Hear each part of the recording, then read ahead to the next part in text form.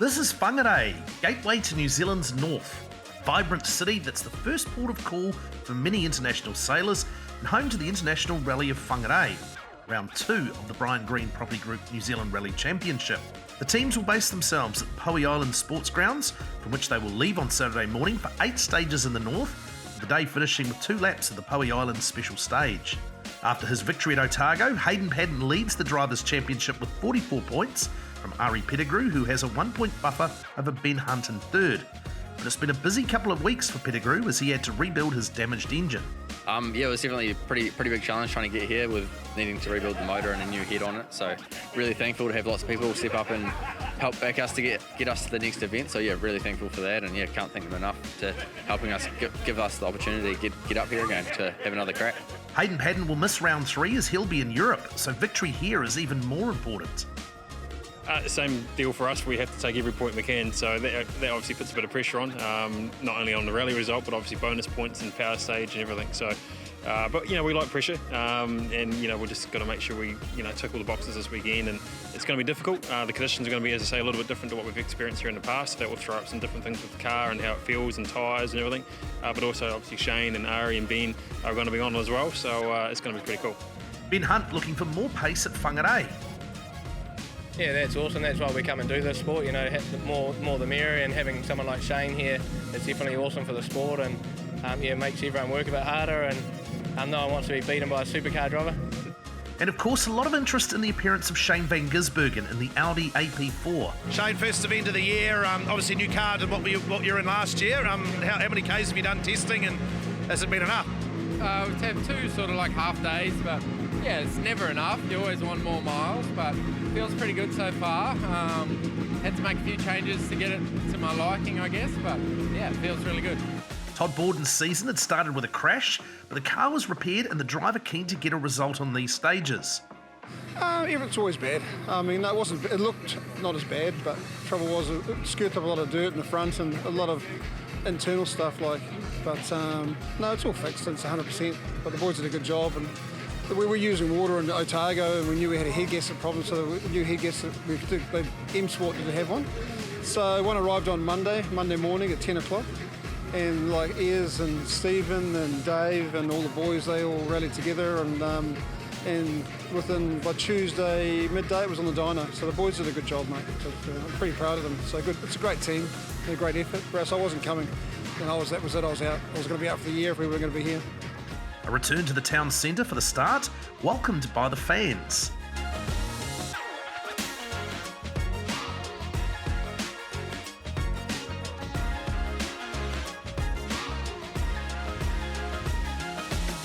Despite heavy rain in the days leading up to the rally, the roads were in good condition.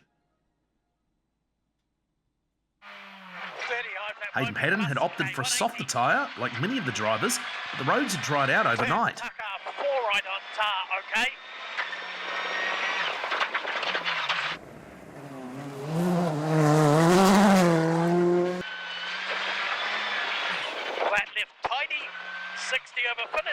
It's a challenging stage to start the rally. Paddon would post a time of 9 minutes 51.6. But next car on the road, Ben Hunt, Shane van Gisbergen with a major issue at the start control. The car would not restart. It's a little bit frustrating for Ben too, because it moves him up the road order when he was expecting one more set of lines to follow. But for Shane, real disappointment. A power distribution module, a bit of a freak failure really, that's put him out before he's even started. Keep in long 4 left, 30. Keep in 5 left plus. Rana Horan next through. This is an identical WRC2 Evolution to Hunt's car. And expect a big battle. The two of them in the same cars, different driving styles, but they produce very similar stage times. 5 right plus 6 5 right in. 6 5 right in into 5 left finish.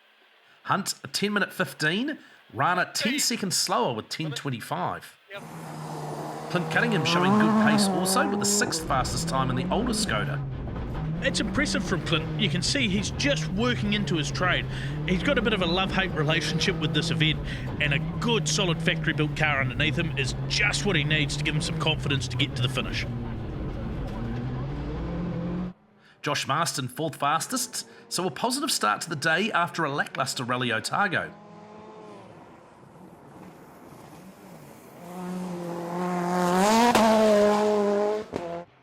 But a puncture for Jack Hawkswood, giving him and co-driver Mel Peden plenty of work to do after stage 1.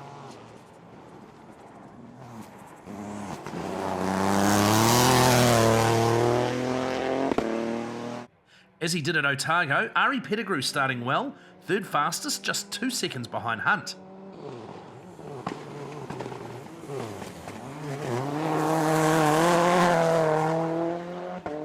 And after a strong start to the season at Otago, Robbie Stokes' rally would end on stage 1 with an overheating engine.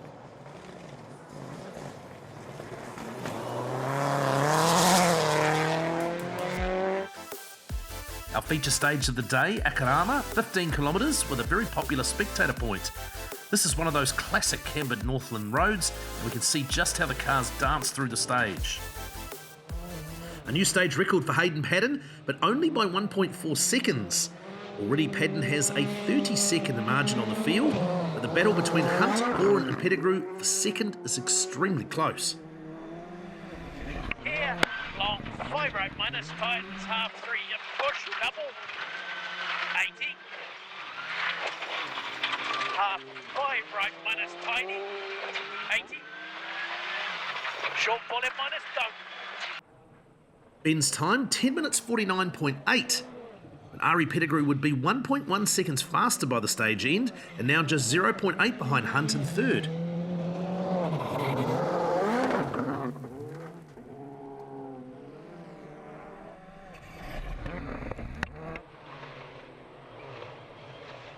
And here's a great demonstration of just how hard Ari is having to make that Barina work to get these stage times out of it compared to those factory-developed Rally 2 cars.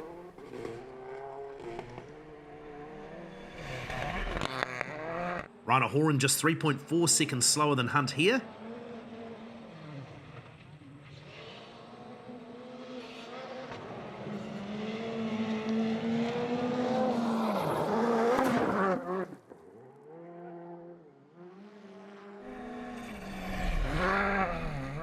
Josh Marston dropping 1 place to be 5th here, but still a strong start for the Holden driver. And you see the point there where Josh knows that he's going round, and rather than risking trying to keep the thing on the road and rolling it into a ball, he grabs the handbrake and turns it round nicely.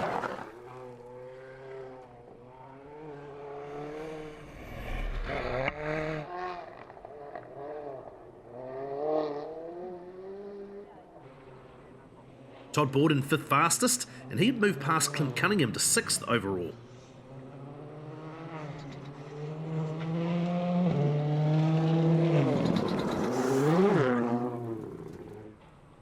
Not that Cunningham was off the pace, the margin just 14 seconds.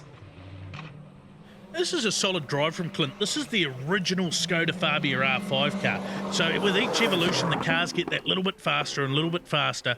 And I think to be 6th is a really strong performance.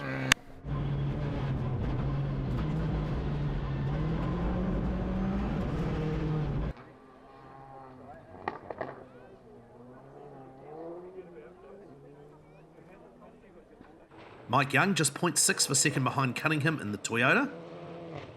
And this car sort of sits halfway between what we see as the traditional AP4 car and a production car. It is a big, heavy car, unfortunately, and Mike is going to have his work cut out for him.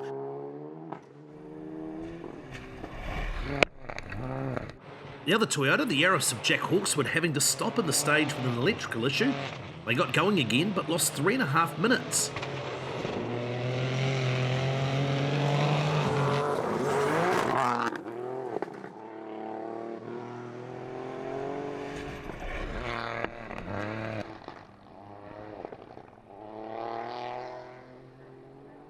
Eugene Crunet led the international contingent, a Mirage AP4 driver, the most experienced, having come here for almost a decade with his co-driver Philippe Del Real.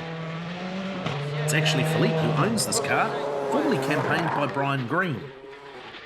And for Eugene, this car's a real learning curve. All his rallying to date's been in production-based cars, and just like Brian Green before him, It's a learning curve. To get used to these cars, you have to really grab them by the scruff of the neck. We know the car's good. This is the car that Shane van Gisbergen used to win the 2020 Battle of Jacks Ridge. It just takes time. Pierre-Henri Brunet had a brand new Ford Fiesta Proto to debut here. Great to see the Protos in amongst the four-wheel drive cars too. These are a lot more production-based. They basically take a Mitsubishi Evo 10 and stitch it to the underside of the WRC lookalike sort of body.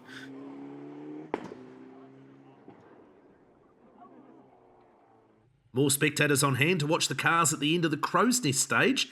Pattern not disappointing with a line-perfect attack on the hairpin, almost 10 seconds off a stage record.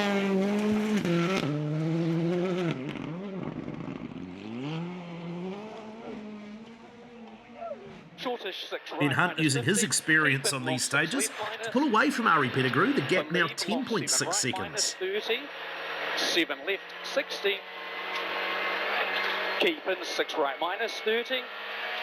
Long 6 right, tightens to long 5 right minus. Keep in an exit. Long 4 left plus, tightens 60. Pettigrew using all his skill to keep the Holden in the top 3.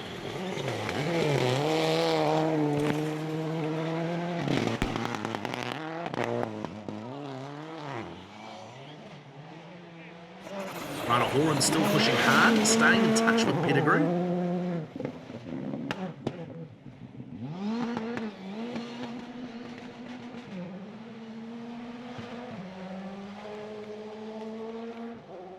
Marston was just a fraction faster through the stage, but remained in 5th.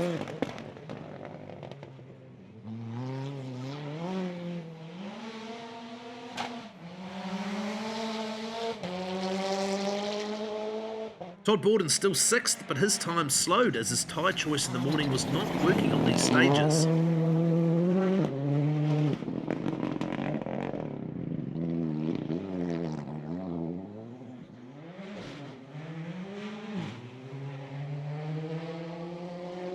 Special Stage 4 Marlow would be cancelled after Ari Pettigrew crashed and blocked the road. The car not too badly damaged and he would rejoin on day 2.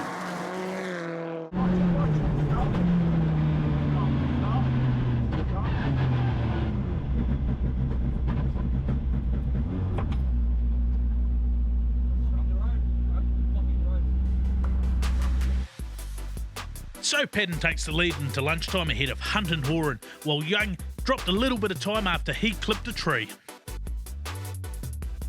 Unfortunately, the repair to the rear suspension took longer than expected and Mike Young left service with a 2-minute 20 penalty. We're trying to just keep it together and enjoy the stages.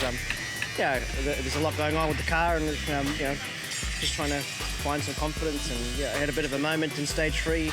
Got a bit excited and went out wide and hit a big tree, and luckily got away with it, just being a control arm, so lucky to get back and the guys are fixing it. Coming up, we review the battle for the Rally Challenge.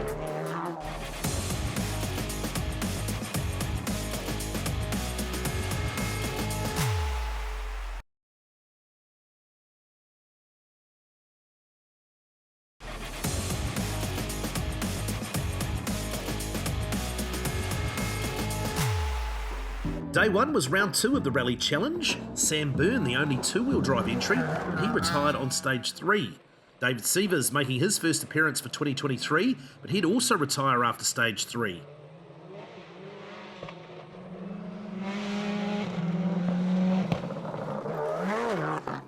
Jeff Ward comes into this round as the favourite in his ProDrive Subaru WRX, but he was 40 seconds down on Sievers after 2 stages.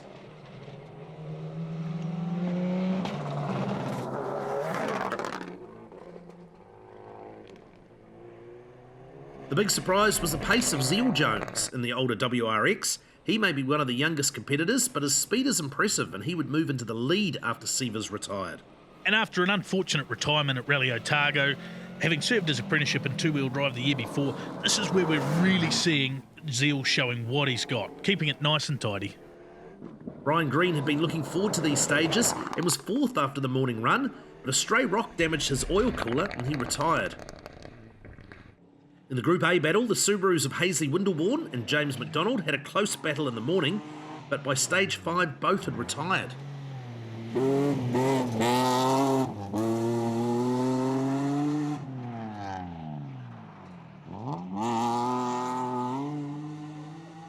Class was decided on stage 6 when Jeff Wall punctured and lost 6.5 minutes after the car fell off the jack when they tried to change the tyre.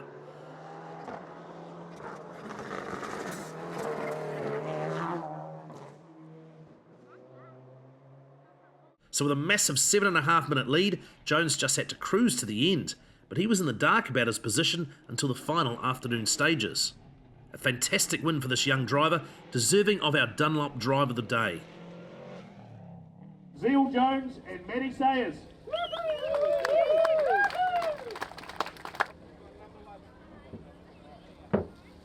The morning stages repeated in the afternoon, including the previously cancelled Marlow stage. Stage 5, Helena 2, was always going to be the most challenging of the day. Everyone had changed to a harder tyre compound, but the road surface was still wet and Paddon was slower through the stage.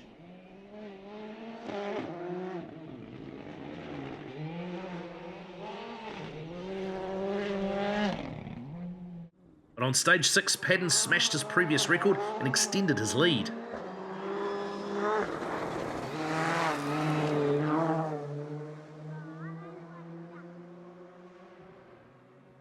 Ben Hunt had a 40-second buffer after the morning in second place, providing he avoided a puncture. That should have been enough over the other Skoda of Rana Horan. Plus don't go wide, into short 6 left, into keep in 4 right.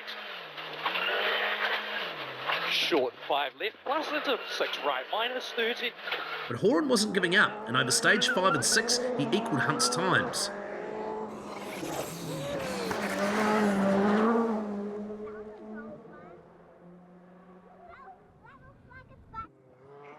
Josh Marston in 4th and only 18 seconds back from Horan, so still a threat.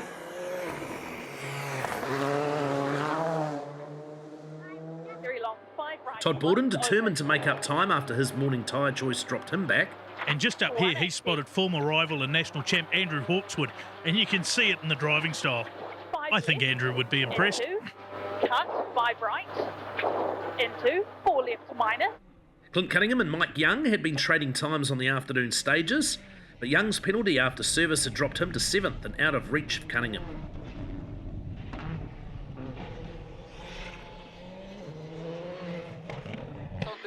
Eugene Crunet in the Mirage AP4 starting to get used to the new car. And you can actually see a little bit of dust behind the car, which is amazing. Tuesday before the event, there was torrential rain in the region and a few slips. In fact, you can see one right there on the left.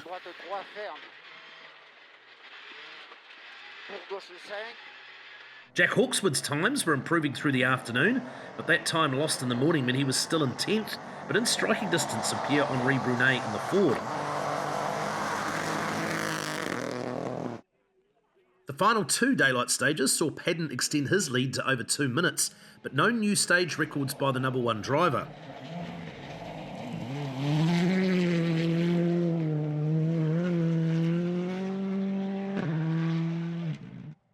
Ben Hunt would secure 2nd for the day, but he'd been challenged by Rana Horan, who'd been faster on every stage.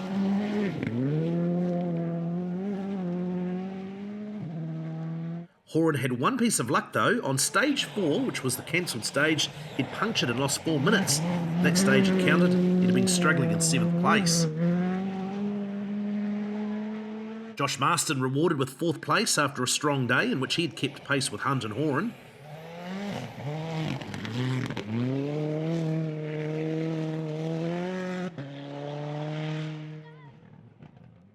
And Todd Borden taking 5th place and valuable points after his Otago DNF.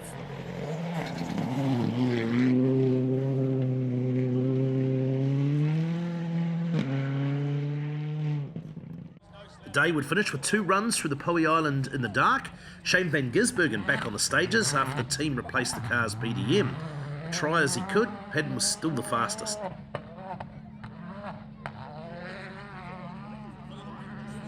So Paddon leads Rally Whangarei, Hunt 2nd, Horan, Marston, Borden, Cunningham, Young and Crunet.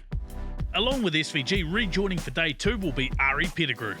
Yeah, unfortunately, we're going pretty well this morning, and then stage 3 through Marlow, we went a bit wide on a corner and then sort of ping-ponged down the road and ended up in a bank upside down. So yeah, not the ideal start to the rally for us, but yeah, the boys have been doing an awesome job this afternoon, and hopefully we'll be back out there tomorrow to have another go. Coming up, we feature the battle for the 2-wheel drive honours with 2 brand new cars on the stages and the Classics battle for the MotorGuard Trophy.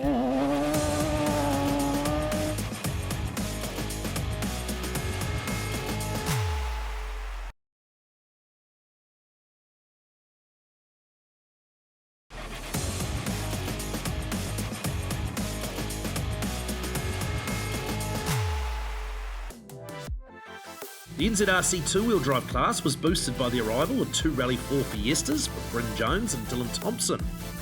Dylan, obviously new car, just arrived. How many Ks has it done? I don't think you've had much on gravel, have you? Yeah, I've only done 20 Ks of testing, but that was its first 20 Ks it's ever done.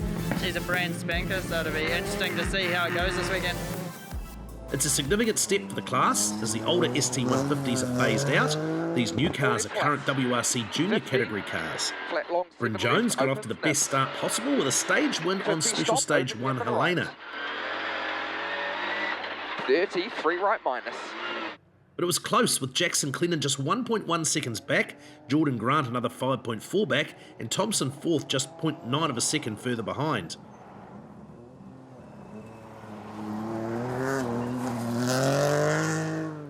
By stage 2, Thompson had turned that 7.4 second deficit into a 1.9 second lead over Clendon. And that's impressive. It's not often drivers get their hands on a brand new rally car. So there's always that little niggling doubt in the back that you don't want to scratch it. Tightens blip. Long 5 right. Tightens 3 plus blip. And 5 right. Minus, close, narrow. Kings over 60.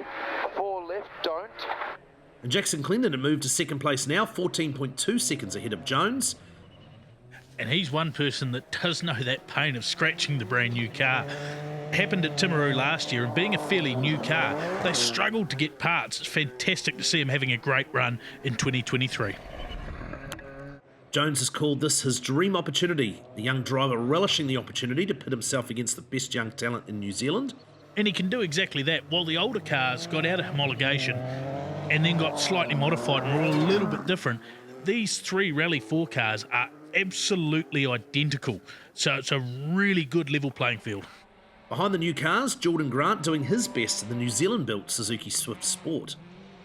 And that is one of the real beauties of this class. You can bring in the cars from overseas, or you can build something in your shed like Jordan and his team have, or Charlie Evans has done with this little Honda Civic. Charlie's a renowned tinkerer with cars, and he gets them to go really well.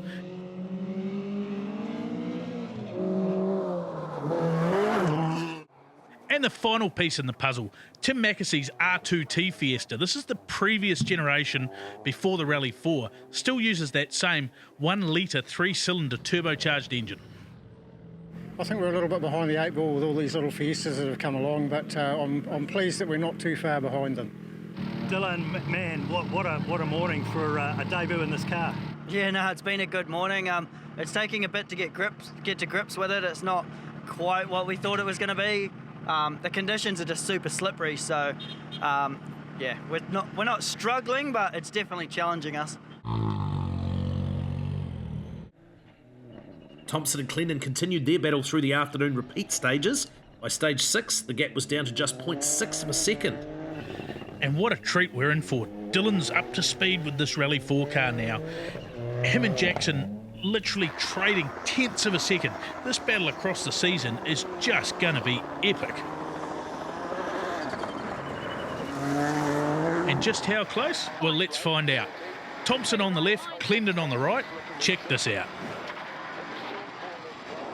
Short 6 left and K right. Short 6 left and 2-4 right plus. 8 left, flip, 4 left. Nothing in it. Jordan Grant moving up to third on stage 6.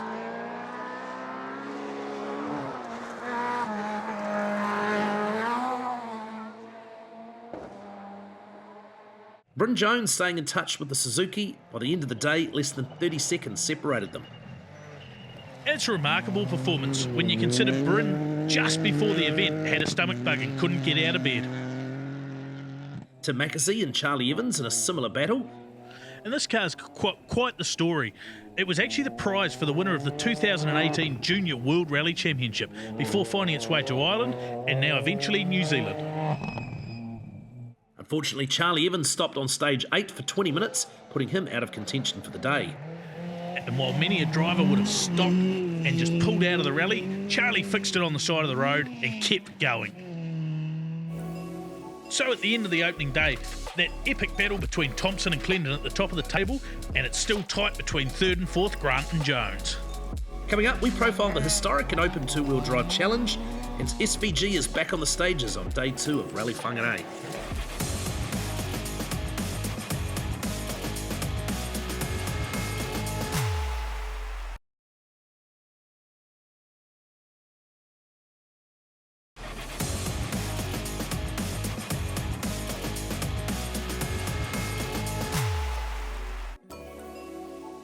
Rally Whangarei is the custodian of the Motorguard Trophy, awarded to the first historic car home, and something which has so far eluded John Silcock. And no more so did it hurt than last year, where he missed out by just 0.6 of a second to Anthony Jones. The trophy was first awarded in 1978 to the winner of Rally New Zealand and has names like Voldegaard, Mikkola and Salonen on it. Stuart Reid would be the main competition for Silcock in his RX-7. The two had battled closely at Otago, but Reid just had the upper hand early on day 1 in Whangarei.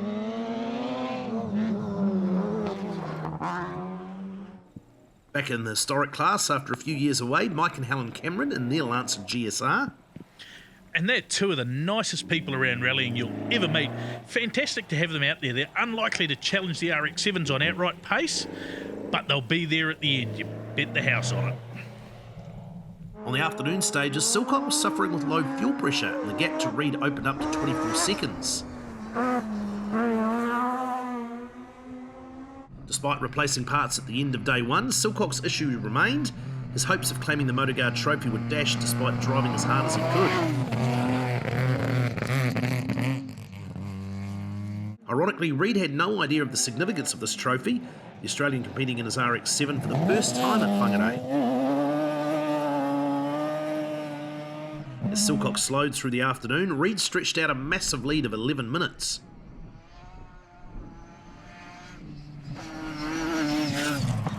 A scare for the Camerons when Mike missed a corner and ended up through a fence in a paddock. Gee, Budgie, I hope you didn't take my advice and bet the house on it. And Helen did want it to be pointed out, it was not her fault. But with a little damage, they made it home safe to Whangarei to take 3rd place. There was also a Trans-Tasman battle in the open two-wheel drive class, with Glenn Alcorn, the Irishman from Perth, taking out all but 2 of the 18 stages. One right over Kickdown Junction and then 4 left. 3 right. 460 and 4 left half long. And 2 right tightens long. 2 right tightens long. Dan Haynes had won stage 1 and was less than a second a K off Alcorn's pace through the day. The power of the RS2000 was enough to keep Haynes at bay.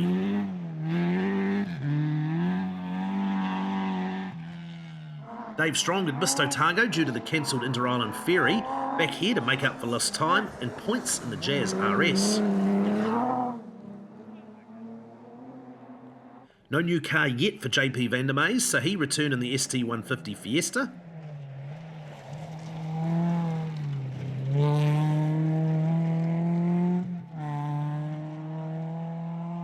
Day 2 stages south of Whangarei are well suited to powerful two-wheel drive cars. Again, it was Alcorn just keeping ahead of Haynes by a few seconds per stage. Uphill into 60 to 2 right. 2 right here and 2 left flat. Still, a great drive by Haynes after his win at Otago. This looks like a battle which will continue all season.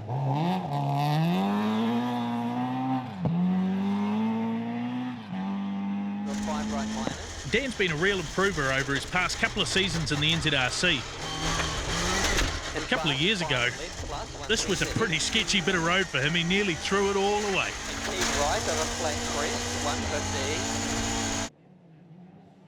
And not to be outdone, Dave Strong just 0.4 of a second off a stage win on the first run through Millbrook.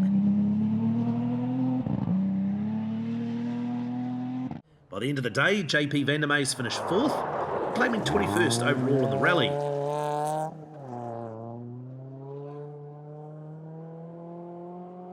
Dave Strong would take 3rd and only 48 seconds behind Haynes.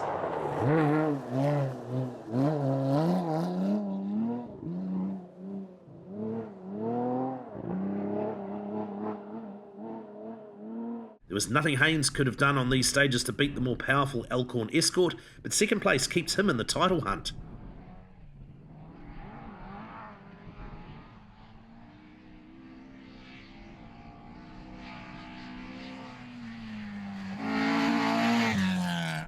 A near perfect drive by Elkhorn, and he leads the points with 83 over Haynes and 75, so a worthwhile trip from Perth.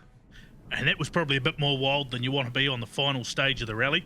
Fantastic to have Glenn and his team over here. They really do it on the fly. And just listen to the way he makes that Escort scream.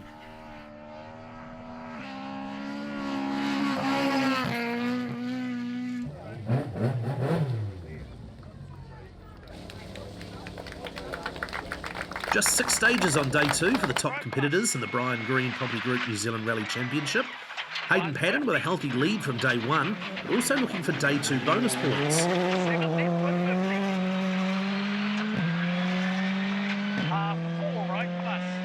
One thing to note, with the torrential rain that fell in the week leading up to the event, you can see that those ditches have filled up with water and really opened up. You want to stay away from them. They are unforgiving. High, flat, 6 right, nips and post. Shane Van Gisbergen back and also chasing those bonus points. He lost time with the spin. One more. Now the thing's broken. Push, push.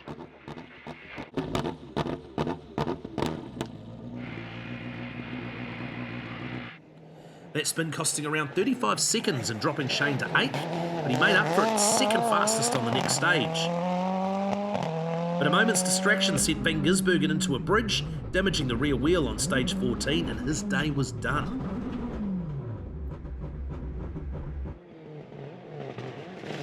Ari Pettigrew also chasing day 2 points. The team had repaired the car and he was third on the opening stage, but after stage 13 he withdrew from overheating and an after effect of the day 1 crash. And it's a real shame we haven't seen the best out of Ari at this event. The battle between him and Ben Hunt would have been absolutely fascinating on the slightly tighter roads.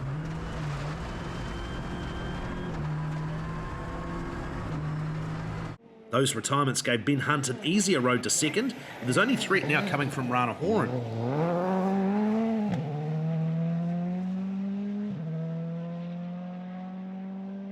And what we've seen from Ben this weekend, I think, is it's a step up.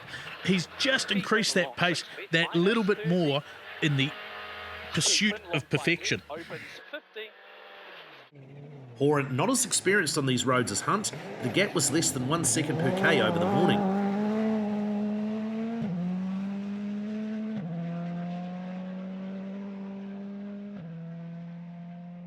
Minus long. And 5 left. 5 left, yeah.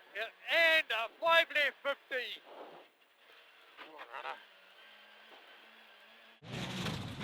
After recovering from his puncture on day 1, Jack Hawkswood's rally came to a disappointing end on stage 12, the car breaking a drive shaft.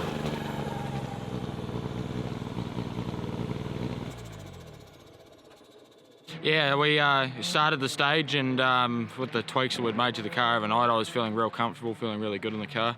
First few Ks of the stage were going really good, and just after the first junction under the railway lines there, it picked up a really bad vibration, and we were carrying on, and about a K before the junction here, we backed off a wee bit, and just coming into the junction here, the prop shafts failed, and it's fallen out of the car, fallen out onto the sump guard. So yeah, that's us for the day, and yeah. And after a solid day 1, Todd Borden would also retire, but in more dramatic style. Caution. Sorry. Okay. And that was the hella moment. You see, we talked earlier about those ditches being washed out. Todd just gets that left rear in there, he's a bit hot, and there's no coming back. But he wasn't the only one to fall foul of stage 14, Clint Cunningham slipping off the road. And it's a real shame for Clint. What he'd shown us was a really mature drive and was learning the car well. And that elevated Mike Young up to 5th, using his experience that he's learnt from Asia Pacific events in the past.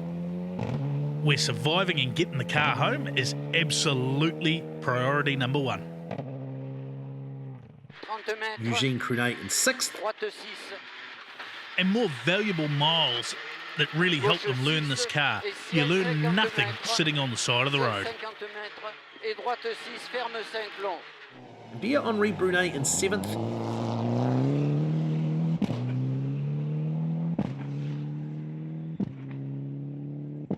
The car's heading to a morning service. A little bit. I think it was a bit more damp than I was expecting and a lot of gravel. I tried to have a clean run. I was a bit rusty at the end there. I drove up a bank and caused a bit of damage. Definitely went with the wrong tyre choice. We went with a harder tyre, so it didn't really work at all. So it wasn't the best, but we're going out this afternoon with a better tyre. Yeah, the conditions are probably a little bit more as we expected. So a little bit damper, but the grip's a bit more consistent. So trialling a few things on the car, just trying to get a bit of a feel for it all. But yeah, probably struggled a little bit, but we'll try a few more things now and see how that goes. Yeah, it's we changed our tyre strategy. We ran a bit harder compound yesterday afternoon, and it's hurt us a little bit. But back on the Pirelli K6 today, and it's going awesome, and the car's feeling great. And you can't beat the roads around here. The camber and just the flow that they have is awesome. So good feeling in the car. Dylan Thompson continued to lead the NZRC two-wheel drive cars in his Rally 4, but he kept going to be rewarded with victory on debut for this car. 7 left, 120. Dylan, obviously debuting the new car, almost perfect result, like you were tested and you had some answers, when Jackson came back at you yesterday, you seemed to have the answers and you've held him at bay again today and extended that gap. How does it feel? Yeah, really good. I mean, it's probably the best thing you could ask for, having someone in the same car pushing you, because you know that you can do better in terms of, what the car can do. So if you're a long way back off them, you know where you should be. So he pushed us along today. We didn't plan to have a big push, but in the first few corners of the stage, me and Baden both sort of looked at each other and were like, everything feels good, so we just sent it. In the end, only Jackson Clendon had the pace and maybe the experience to challenge Thompson. After 15 stages over 2 days, he was just 35 seconds back. And when you break that down into seconds a kilometre, it's not very many at all. It's literally about a tenth. This is going to be a massive battle right across the season. Possibly one of the highlights of the season to come. Jordan Grant proving that his Kiwi-built car still has a place in this class, finishing 3rd in the rally. And great to hear that high-revving 4-cylinder up against the little 3-cylinder turbo engines.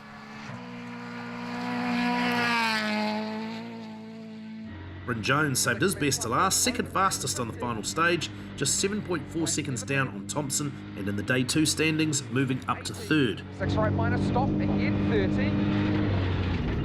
Slow, sharp, 5 left. Going down. 5 right minus. 180 line short. Tim Mackenzie finishing 5th in the R2 Fiesta, but on day 2 standings, he lost out to Charlie Evans.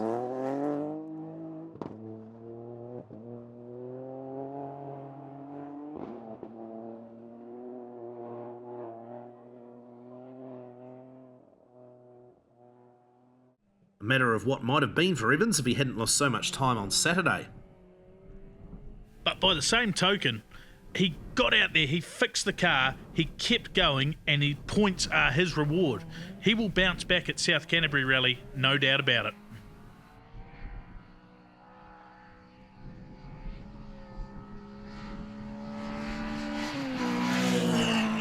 Seven cars remaining after a tough day on these stages.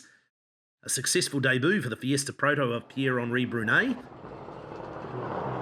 His 3rd car in New Zealand over the past 12 months, but this will be the car for the remaining rallies in 2023. It's been a huge step up for Eugene Crunet and Philippe Delroux, but with the help of the team at Rally Art New Zealand, they're finding speed in this car, and they would finish 6th over 2 days, but 4th on day 2.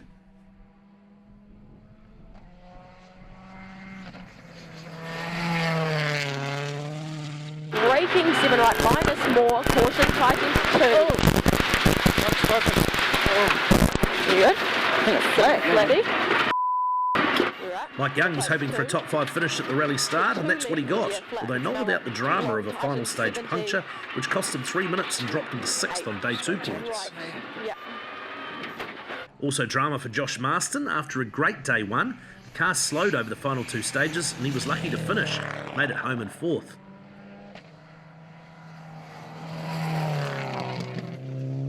Another podium for Rana Horan, 3rd overall and just 38 seconds behind Hunt for day 2.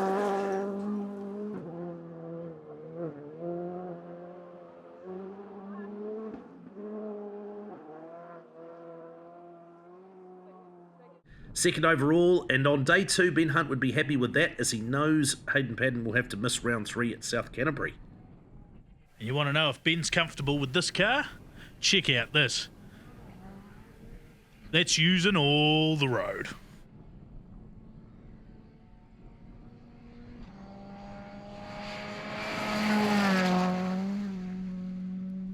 A perfect record again for Hayden Paddon, his 3rd podium in an international rally for 2023 and a record-breaking 9th win at Rally Whangarei, home of his first rally win back in 2007.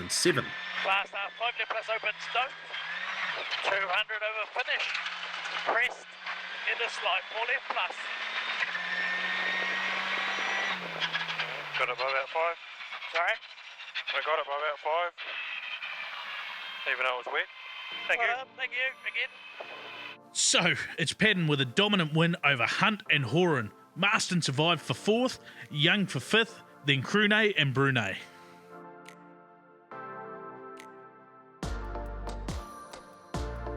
And in the NZRC 2-wheel drive class, Dylan Thompson taking that win over Jackson Clend in a great battle, with Jordan Grant just holding on in front of Bryn Jones, Mackesy and Charlie Evans.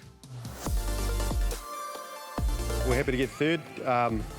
You know, a lot of people didn't finish, so we're just happy to make the end and have a car that's pretty much undamaged. I think, going back to Otago, we hadn't been in the car for 8 months and no testing, and it took 4 or 5 stages to obviously get comfortable with the notes and, processing everything. So I'm coming here a lot more confident, and, the roads are grouse, especially in the Skoda. It just, dances from corner to corner, and we had a ball all weekend, I think. We had a few little issues yesterday afternoon, but the car ran perfectly, and I don't think we missed a beat ourselves the whole weekend, so awesome. Just trying to keep it nice and clean. It's actually not that easy when there's pressure on to try and make no mistakes and have a good clean run, but the team just continues to do an amazing job. The car's absolutely faultless.